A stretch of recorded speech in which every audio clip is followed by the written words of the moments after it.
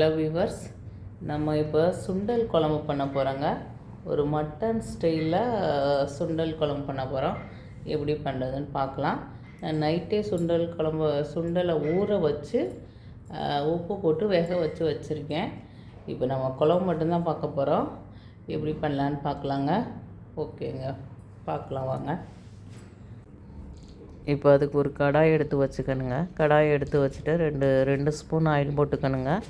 Oil போட்டுட்டு சோம்பு, பட்டை, கிராம்பு, பிரிஞ்சி இலை, ஏலக்காய் வேண்டாம், இதை மட்டும் போட்டு தாளிச்சிட்டு 2 வெங்காயம், 2 தக்காளி, வெள்ளைப்பூண்டு, இஞ்சி, 2 பச்சை மிளகாய், தேங்காய் விருப்பப்பட்டவங்க போட்டுக்கோங்க, இல்லைன்னா அது கூட வேண்டாம். போட்டுட்டு உப்பு போட்டுக்கோங்க. உப்பு போட்டு நல்லா வதக்கிக்கலாம். வதக்கிக்கிட்டு 2 நிமிஷம் வதக்குனேன்னா வதக்கிக்கலாம். வதக்கிட்டு என்ன பண்ணுங்கங்க, இதில் இருக்க பாதி கொஞ்சம் எடுத்துக்கோங்க. பாதி எடுத்து மிக்ஸி ஜாரில் போட்டு இதையே நம்ம பேஸ்ட்டாக அரைச்சி இதையே இந்த குழம்புல சேர்க்க போகிறோம். அப்போ அந்த குழம்புக்கு கிரேவி கிடச்சிரும், திக்னஸ் கிடச்சிரும், டேஸ்ட்டும் கிடச்சிரும். 2 in 1 வேலை பார்க்க போகிறோம் நம்ம இதுலேயே. அதனால என்ன பண்ணோம், இதிலேயே பாதி எடுத்துக்கிட்டோம், பாதியை அந்த கடாயிலே விட்டுட்டோம். அப்புறம் வேக வச்ச சுண்டலை இதில் சேர்க்க போகிறோம். வேக வச்ச சுண்டலை தண்ணியை வேஸ்ட் பண்ணக்கூடாது, இதிலே சேர்த்தாச்சு.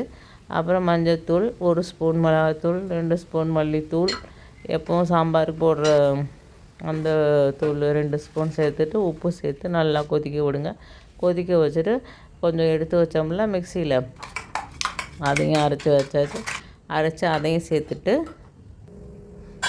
அதையும் அரைச்சி அதில் சேர்த்துட்டு கொதிக்க வச்சு லாஸ்ட்டில் கொத்தமல்லி தூவி இறக்கிட்டோம்னா நமக்கு குழம்பு ரெடி ஆயிரும். இதில் என்னென்னா அந்த பட்டை, கிராம்பு இதெல்லாம் சேர்த்தனால அது கொஞ்சம் நான்வெஜ் ஃப்ளேவர் கிடச்சிரும். நார்மலாக சுண்டல் குழம்புல எல்லோரும் இது சேர்த்து பண்ணுவாங்களான்னு தெரியாது. நாங்கள் இப்படி பண்ணி விடுவோம். அதான் நான் இப்போ உங்கள்கிட்ட சொல்கிறேன். இந்த மாதிரி நீங்களும் ட்ரை பண்ணி பாருங்கள்.